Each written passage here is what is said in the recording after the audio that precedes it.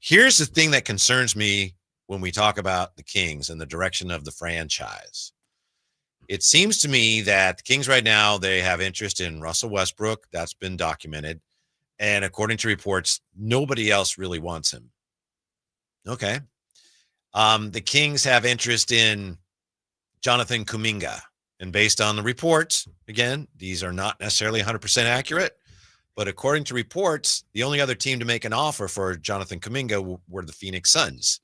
Phoenix Suns don't have a great track record in recent years of making great personnel decisions, okay?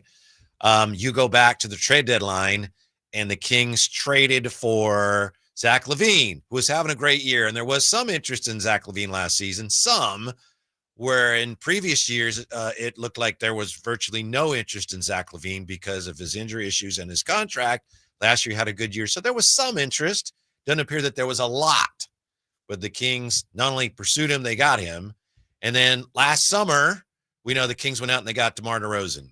And I don't know that there was a lot of interest in DeMar DeRozan. Apparently there was some. I think at the time, Miami supposedly had some interest. So it bothers me, Jay, to look at it in the last, 14 months. The Kings have a habit of going after vigorously and in some cases actually landing players that nobody else wants. And that's a little, to me, it's a little unsettling. It's a pattern. One or two guys, yeah, all right, they like this guy. They like that guy. They like what this guy has to offer. They like his fit. But it's becoming a pattern, and it's a little concerning to me. Let me ask you this. I hear where you're going, but is there a certain, and it sounds terrible the way I'm going to say it, but it may have a little validity to it in the form of, we always hear NBA circles, and you can include whoever you want to in them circle, fans, insiders, reporters, say the Kings can't sign a big name free agent because it's Sacramento. So are the Kings not able to go to the ocean? Or they rather do they have to play within the lake? And so when you're playing within the lake, you're not in the Giannis sweepstakes. Mm-hmm. You're not in the Jalen Brunson sweepstakes. You're in the Zach LaVines, the DeMar DeRozans, the Kuminga, the B squad, the C squad. Do you think the Kings operate within those parameters? Because, well, who wouldn't want Kevin Durant? But Kevin Durant ain't coming to Sacramento. Right. So do we not hear the fact that the Kings picked up the phone and called Phoenix to say, hey, we would love to try to get KD, and KD and his representation said, come on, man, stop playing around. Right. So is it the fact that they're not trying to get those people, or is it the fact that those people, what we've consistently heard, don't want to come here? Okay, I see what you're saying. And I don't know whether the Kings have pursued other players as well. Right. It wouldn't surprise me. I would hope. Yeah, sure. But I'm saying they do have in recent months a pattern of going after players that other teams don't seem to want. And Russell Westbrook, he could come here. Maybe it works out great. To me, there's questions of the fit. We don't know. That's my opinion. Jonathan Kuminga, will they get him? Probably not. Maybe they're trying. I think you can look at that and go, and we've had people on the show, guests who've talked about it. Anthony Slater, I believe, for example, who said, well, I don't know about the fit there. Well, Law Murray said, I think it's a terrible fit. Mm-hmm. Okay. When they went out and got DeMar DeRozan and brought him in, a lot of people, more nationally than locally, I think some people locally, I didn't say it, I admit, but a lot of people nationally said, don't know about the fit. Right. And I know I was one of the people that said, no, this is great. Well, the fit was an issue. And Zach LaVine, when they got him, the fit was an issue last year. Now, you can still work these things out. But to me, it's a little disconcerting that the Kings have this habit of going out, getting guys that other teams don't want, that don't fit what you're doing. And I hope I'm wrong. I hope this isn't some pattern. Maybe it's a matter of individually. No, at that time, that guy was available and the Kings thought he fit with what they were doing. I hope that's the case, because if this is a pattern, we got a problem. So it's just something I'm keeping an eye on going forward. I can see both sides. I understand what you're saying. I would say this. I think in the DeMar DeRozan sweepstakes, there were other teams. I truly believe his party, the Goodwin brothers, say, look, he wants to play closer to California. He wants to be closer to LA. So that put things off. I heard of some other teams that were interested. To your point. Definitely. Yeah. And then not a lot. Not a lot. Yeah. But on the flip side, I also think Kuminga and his representation and just the market has kind of squared Kuminga away in the form of, we're going to kind of stay away from him right now. We'll see down the road, trade deadline. I would be interested, and I hope it plays out this way. Kuminga signs the one for what, 7.9 or 7.7 or whatever it is, qualifying offer, and plays out, and then free agent pops up next year. That would give us our answer with Kuminga. We'll see how many teams will be in on Kuminga. You're right. But I definitely understand where you're coming from. There is and that's why I asked you the question, do you think the Kings are playing within their own pool? Because you'd be an absolute fool not to pick up the phone and call on Durant and call on, Cam Johnson and call on Lauri Markkanen. I'm pretty sure they've done it. I would hope so. Believe me, I truly hope Monty and now Scott Perry and them have picked up the phone and say, well, we heard Durant's going to be, available. What would it take? And then maybe the Suns go to KD's representation and say, hey, we got a decent offer from the Sacramento Kings. Right. And so no doubt, I think we don't hear all the stories that are behind closed doors. I think we can all agree to that. And then I also believe there is some, I hear what you're saying. Maybe the Kings play within their own, situation because Pelicans, Charlotte, Portland, small markets. Right? Absolutely. There's some teams who probably wish they could get into the Giannis sweepstakes, but it's just Giannis ain't coming here. Yeah. So why would you waste your time after the phone call? I know that Drapes always rolls his eyes when I mention this, but he knows it's true. There's 4 ways you improve your team. There's trades, there's a draft, there's free agency, and there's improvement. Player development. And we know that small market team, Kings certainly one of those. Free agency, it's tough. So you pretty much say we're not going to get a lot of guys who free agency. Maybe sometimes now you maybe end up with a guy with a mid-level or something like that. Trades are also tough because again, the reality is a lot of times guys don't want to come here. Yeah. They almost got her. They were in the running for Pascal Siakam. Right. And he just said, I don't want to go there. I'm out. So they could have traded for him and had him play for the half a year and then say, see ya. It wasn't smart to do that. So you got to rely on drafting players. I think with what Scott Perry just did this year in the draft, maybe, you're starting to get a head start on that. You had done that with De'Aaron and then he was traded.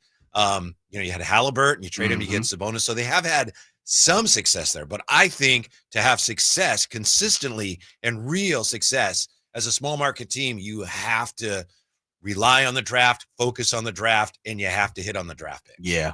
And then follow up with development. Yeah. And if you're going to get like fading stars who are big names, ooh, that guy's a big name. I don't know about the fit, but we don't usually get a guy like fill in the blank. Yeah. You're probably better off going, unless he's like the one missing piece where if we have that, here we go. You're probably better off ignoring that, in my opinion.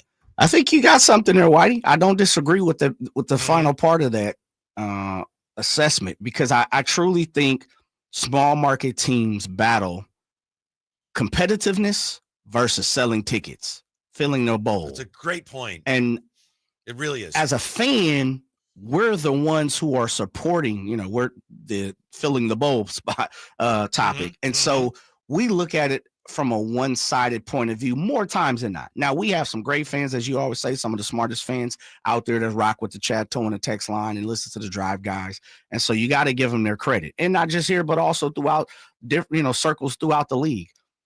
But when you really sit down and assess the situation as a fan, you want the competitiveness over everything. I don't really know too many fans except for some fools who always want to argue about caps. They'll walk into an arena and say, man, you know what? Man, we only 75% full. I sure hope Vivek gets his money. Like, no one says that. It's what's going on the floor today? How the boys going to play or the gals going to play today? What can we do to be competitive? I want to win championships, right? You're right. So you are right. I truly think small markets, ownership groups, private owners. I don't know what it is, but I feel like that, Whitey, and I could be completely off basis. But I truly believe ownership groups in small markets, they teeter the line in the form of winning, competitiveness versus, well, I sure need them ice cream sundaes to sell out tonight. Right. And I know it's probably very difficult. Again, I'm making some assumptions here, but you look at the Kings in recent years. You go back to when Mike Brown was here and you had the Beam Team year. It looked like, wow, everything's on track.